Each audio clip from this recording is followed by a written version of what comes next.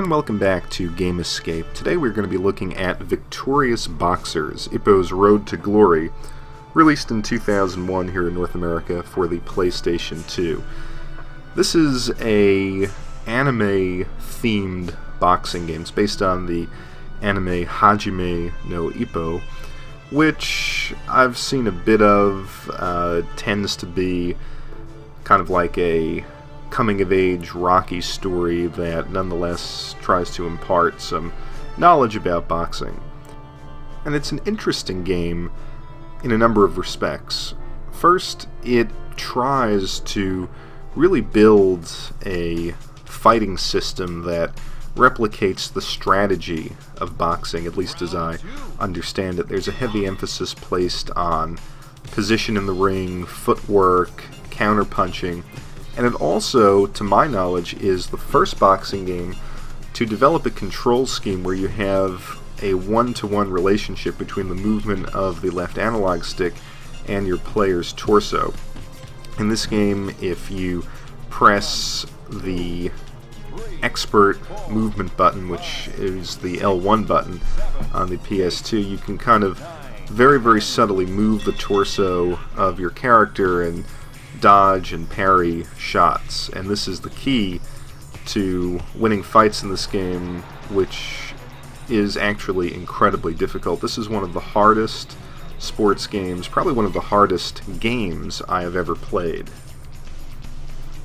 Now, I wish I could say this is true because the fighting system is so demanding, but actually it is because the controls are really bad. Yes, you have this elegant one-to-one motion between, as I said, the analog stick and your player, but the left analog stick also controls movement around the ring, which is just not intuitive. A slight tap on the analog stick will sort of lean the player, lean your fighter, Ippo, in and out.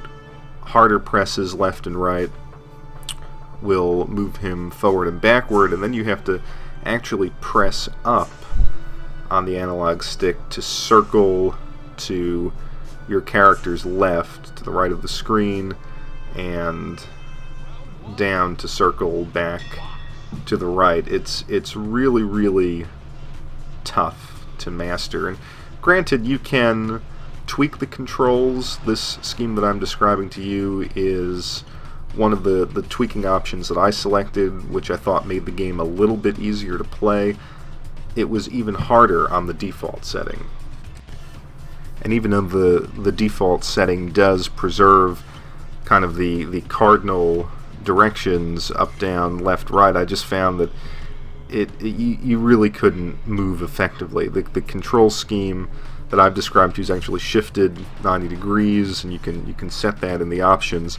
I'm also playing on camera angle 9, and by doing that I was able to kind of replicate the gameplay controls of something like a Knockout Kings or a Fight Night.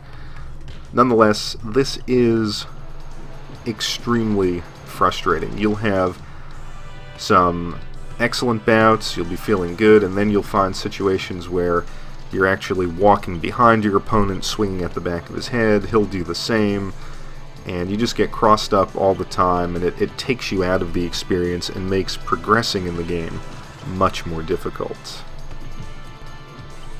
But even though this game makes you at times want to break your controller and forget about its very existence, it has a very addicting quality. And I'll admit, when I picked this up maybe 8 years ago, I was completely addicted to this. There is something about the desire to see your character progress through his career and memorize the patterns of each fighter. It's kind of like Punch-Out in the sense that each opponent has a particular skill set that you have to get to know and then also exploit in order to win a match. So it is fun in that regard.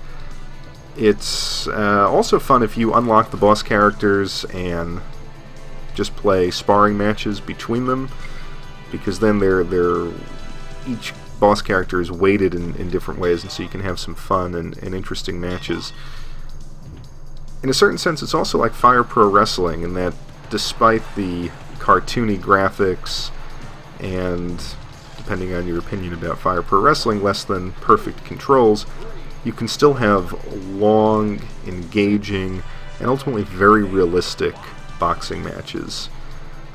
And, well, you know, every time I pop it in, I can't play it for long because it gets way too frustrating, but for that 45 minutes to an hour, that one sparring match that I have, it is an enjoyable experience.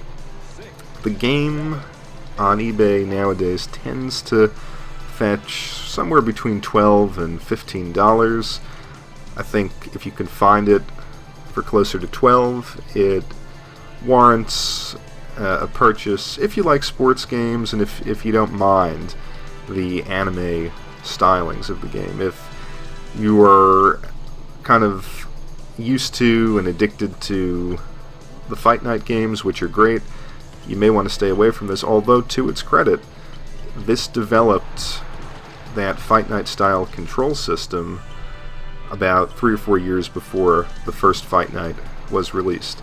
So it's a game that deserves credit, it's a game that's a lot of fun, but it will frustrate you, and you'll remember it, but perhaps not for the right reasons.